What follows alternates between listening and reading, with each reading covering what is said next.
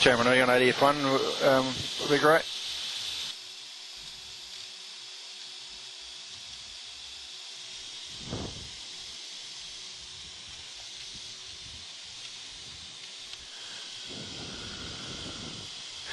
That's ADF1 identified, Tamaroo pointing. Great, and anti-ice off links. We're temporarily cleared to 9,000 feet because there's overflying traffic, probably going Napier to Auckland, and very soon we'll clear that traffic, and the controller will give us a clearance to climb up to our requested altitude of 20,000 feet. This is Lake Taupo coming into view again, the western shores. Should be there about 4:30. Okay, thanks.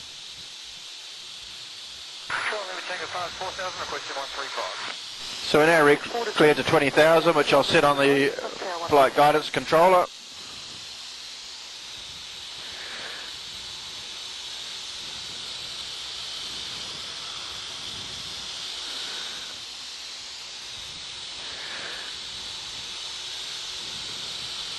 Here we are, 3/4 of the way through the climb, passing flight level 150 for flight level 200, climbing at 170 knots, and we're just about to overhead Tamaroo. You'll see the ADFs swing around very, very shortly, and our next track is 193 directly to Nelson at the top of the South Island.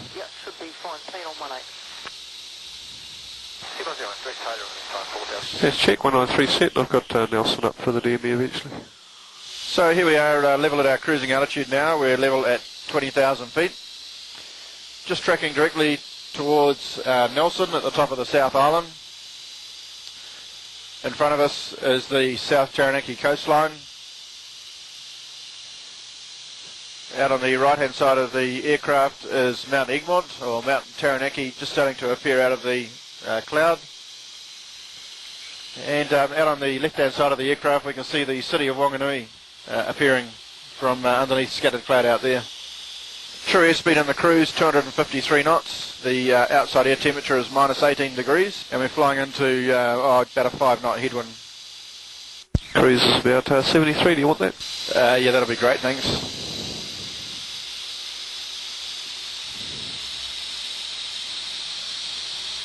And here we're coming up to the top of the South Island in Tasman Bay. This is a radar image of Tasman Bay here. Nelson is basically on the nose, in line with that, at the top of the South Island. And here we've got the Abel Tasman National Park. So there's not much to see out the window. Here's another interesting, this shadow line is actually the Kaikoura Ranges, which we can see out the window here in the distance.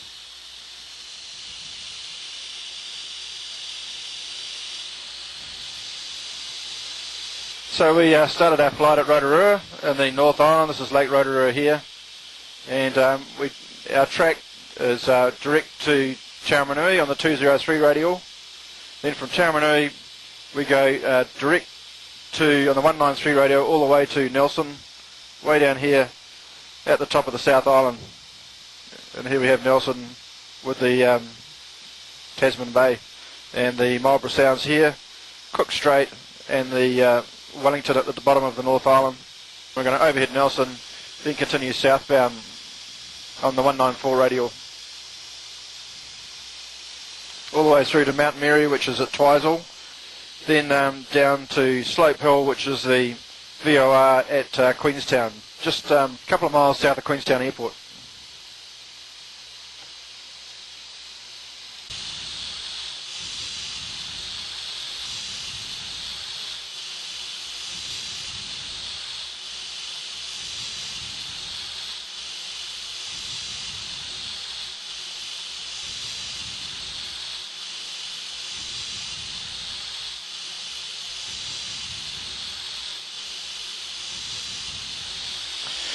So we're now being North Canterbury, still level at our cruising altitude, flying over the Southern Alps.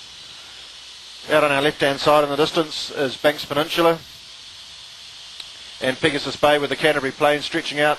Christchurch City's on the base of Banks Peninsula. We'll be passing up in Christchurch over the next 10 or 15 minutes. In front of us here we can see the Canterbury Plains stretching down on the east coast.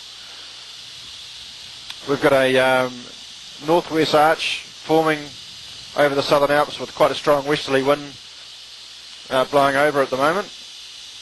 And we can see that the west coast is cloudy and the westerly conditions, and the east coast is clear. And way in the distance, out in front of us to our left slightly, we can see Mount Cook starting to appear out of the top of the cloud cover. We're now 75 nautical miles north of Mount Mary, which is at Twizel. Some of the distance over here in the cloud shadow. And as we sweep across to the left, we can look down into the headwaters of the Rangitata River. We're just passing a being Lake Coleridge. And we've got the Canterbury Plains stretching out before us. That's South Canterbury now as we proceed south. Quite a good view. I don't know whether you can get the grey tint down there on the rocks. It's all the Southern Alps is a stone called greywacky, and you can actually see that quite clearly in the colour of the rock there. All this is covered in snow in the winter time. We're right over the Southern Alps at the moment.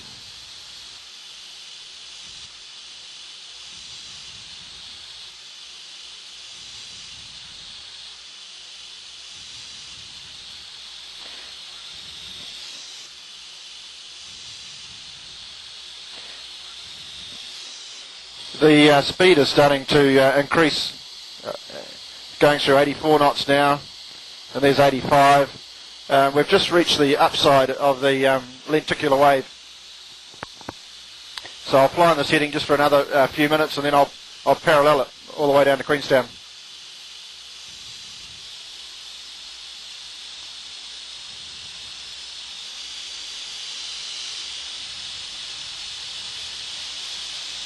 Down here in the shadow, right down below the nose, is the Hermitage, a well-known hotel, and the Tasman Glacier is underneath us, and then the valley turns around to the left and heads down to Lake Pukaki, which is the biggest lake in this part of the country. And down below us on our left down here is Lake Tekapo, that form the headwaters of a hydropower scheme that provides about 25% of the country's electric power.